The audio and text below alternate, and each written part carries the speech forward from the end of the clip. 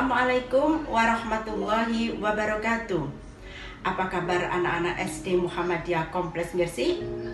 Alhamdulillah, kita berjumpa lagi bersama Bu Zulfia dalam pembelajaran tematik tema 5, Pahlawanku. Sebelum pembelajaran tematik tema 5 ini kita lanjutkan, marilah kita berdoa terlebih dahulu dengan membaca doa akan belajar. Bismillahirrahmanirrahim. Rabbi zidni ilma warzuqni fahma. Anak-anakku yang saya banggakan, hari ini kita akan belajar tematik tema 5, Pahlawanku. Sub tema 2, Pahlawanku, kebanggaanku. Mata pelajaran yang kita pelajari hari ini yaitu IPS. KD 3.4, mengidentifikasi kerajaan Hindu, Buddha, dan Islam di lingkungan daerah setempat, serta pengaruhnya pada kehidupan masyarakat masa kini. KD 4.4, menyajikan hasil identifikasi kerajaan Hindu, Buddha, dan Islam di lingkungan setempat, serta pengaruhnya pada kehidupan masyarakat masa kini. Adapun materi yang kita pelajari hari ini yaitu tentang perjuangan Sultan Hasanuddin dan Bapak Pendidikan Nasional, yaitu Bapak Ki Hajar Dewantara. Tujuan pembelajaran kita yaitu 1. Diharapkan siswa mampu mengidentifikasi perjuangan Sultan Hasanuddin tentang perjuangannya setelah masa kerajaan Hindu dan Buddha.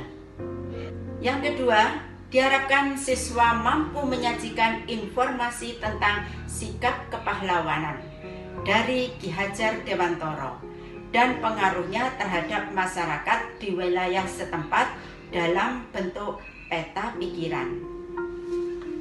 Anak-anakku, ketika masa kerajaan Hindu, Buddha mulai melemah, masuklah agama Islam di wilayah Indonesia. Siapakah yang mempunyai peranan penting di masa kerajaan Islam? Mari kita cari tahu lebih lanjut perjuangan tersebut. Sultan Hasanuddin ialah raja dari kerajaan Islam Gowatalo di Makassar, Sulawesi Selatan. Oleh Belanda, Sultan Hasanuddin dijuluki ayam jantan dari timur karena kegigihannya dan keberaniannya melawan Belanda. Ia juga membela kepentingan kerajaannya dan kepentingan rakyatnya dengan gigih. Sultan Hasanuddin juga berusaha menegakkan kedaulatan dan memperluas wilayah kerajaan. Sultan Hasanuddin harus berhadapan dengan Arupalaka, Raja Bone yang dibantu oleh Belanda.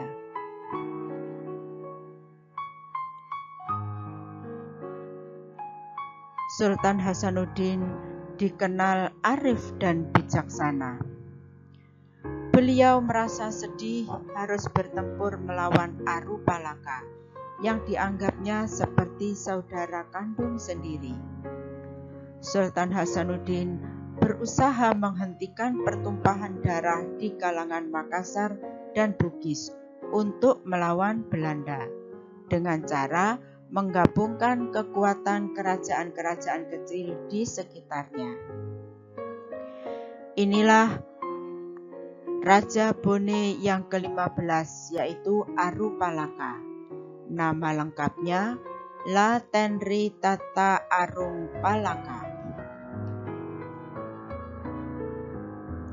Karena perjuangan dan jasa-jasanya, nama Sultan Hasanuddin diabadikan sebagai nama Bandara Internasional Hasanuddin. Nama Jalan Raya Sultan Hasanuddin. Nama Gedung Universitas Hasanuddin. Nama Gedung Universitas Negeri Makassar.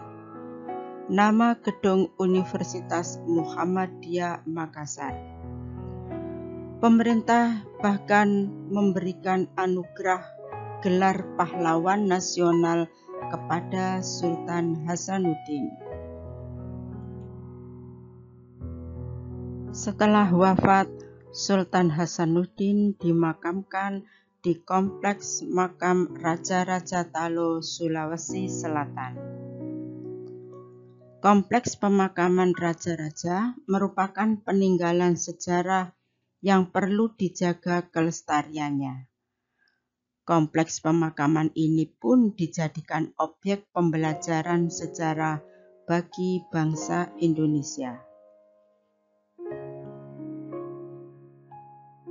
Anak-anak, silahkan dibuka kitab halaman 54. Isilah tabel berikut. Apa yang kamu ketahui tentang Sultan Hasanuddin? Yang saya ketahui tentang Sultan Hasanuddin adalah seorang pahlawan, dan beliau adalah raja dari Kerajaan Gowa, Sulawesi Selatan.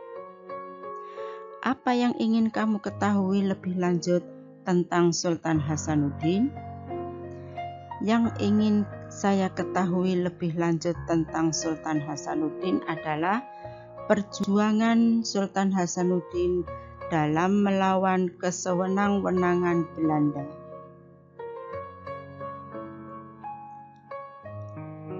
Bagaimana cara kamu menghargai jasa para pahlawan? Dengan menganugerahkan gelar pahlawan nasional, mengabadikan nama para pahlawan sebagai nama bandara internasional, jalan raya, gedung atau universitas, dan sebagainya. Memperingati peristiwa-peristiwa penting dalam perjuangan bangsa. Ikut mendoakan arwah para pahlawan.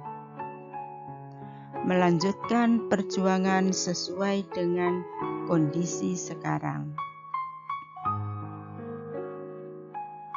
Pelajaran yang dapat kita teladani dari perjuangan Sultan Hasanuddin yaitu, dari perjuangan Sultan Hasanuddin kita harus belajar tentang keberanian dan kegigihan dalam melawan tindakan yang salah dan kesewenang-wenangan. Sultan Hasanuddin berusaha melawan kesewenang-wenangan Belanda. Perjuangannya layak diteladani dan diberi penghargaan. Berbagai peninggalannya juga perlu dilestarikan sebagai pelajaran bagi generasi berikutnya. Hari Pendidikan Nasional diperingati setiap tanggal 2 Mei sebagai bentuk ungkapan rasa syukur kita sebagai putra-putri bangsa Indonesia yang kini telah bebas menikmati indahnya pendidikan di negeri ini. Berbicara tentang Hari Pendidikan Nasional, kita tidak boleh melupakan jasa-jasa dari salah satu tokoh pahlawan nasional, yaitu Ki Hajar Dewantara, sang bapak pendidikan nasional. Sosok pahlawan yang telah mengangkat derajat pendidikan di negeri ini. Nah, agar lebih mengenal sosok Ki Hajar Dewantara, simak terus video ini.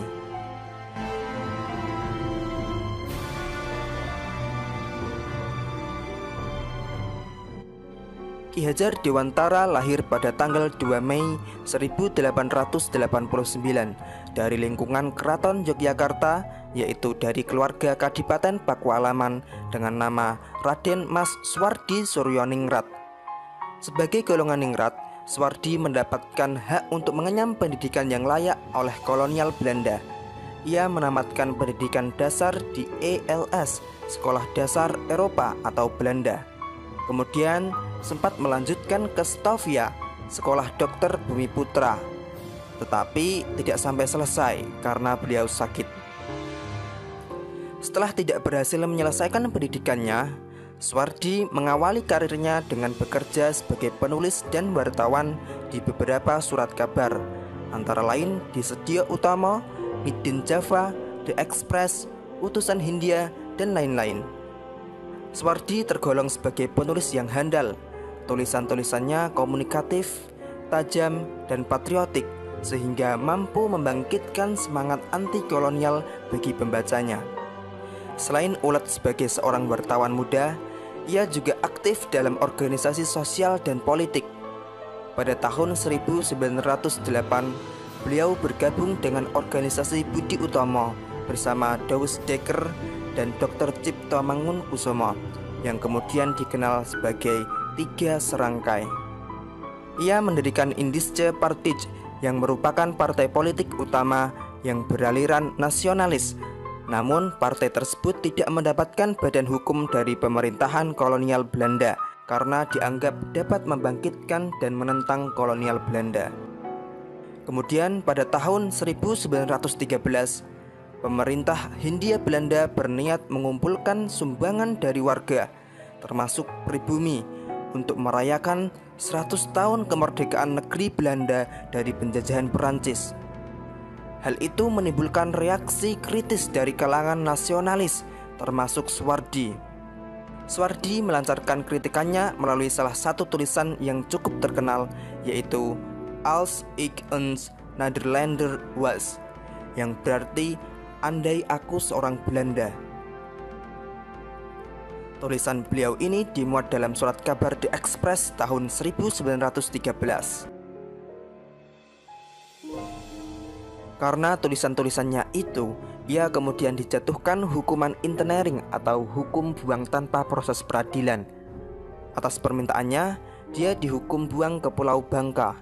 Namun, atas permintaan kedua rekannya dari Tiga Serangkai, yang juga mendapatkan hukum buang karena membela Suwardi, mereka bertiga dibuang ke Belanda. Kesempatan itu mereka gunakan untuk mendalami dunia pendidikan. Suwardi kembali ke Indonesia pada bulan September tahun 1919. Pengalaman mengajar ini kemudian digunakan untuk mengembangkan konsep mengajar bagi sekolah yang ia dirikan pada tanggal 3 Juli 1922, yaitu Perguruan Nasional Taman Siswa. Saat ia genap berusia 40 tahun, ia mengganti namanya menjadi Ki Hajar Dewantara. Ia tidak lagi menggunakan gelar kebangsawanan di depan namanya. Hal ini dimaksudkan supaya ia dapat bebas dekat dengan rakyat, baik secara fisik maupun jiwa.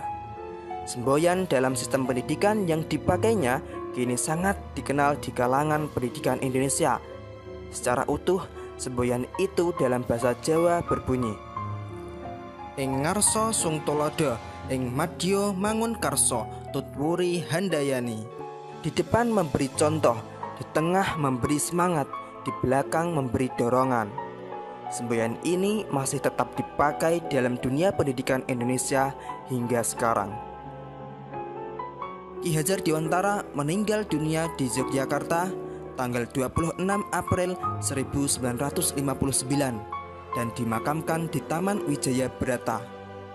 Nama Ki Hajar Dewantara tidak hanya diabadikan sebagai nama seorang tokoh dan pahlawan yang tanggal kelahirannya, yaitu tanggal 2 Mei, dijadikan sebagai Hari Pendidikan Nasional, tetapi juga ditetapkan sebagai Bapak Pendidikan Nasional. Nama Ki Hajar Dewantara juga diabadikan sebagai salah sebuah nama kapal perang Indonesia, yaitu KRI Ki Hajar Dewantara. Dan potret dirinya juga diabadikan pada uang kertas pecahan Rp20.000 tahun edisi 1998. Nah, itulah sepenggal sejarah perjalanan hidup Ki Hajar Dewantara, sang pahlawan nasional, sang bapak pendidikan nasional. Selamat Hari Pendidikan Nasional. Semoga kita semua dapat menikmati indahnya pendidikan di negeri tercinta ini. Salam pendidikan nasional.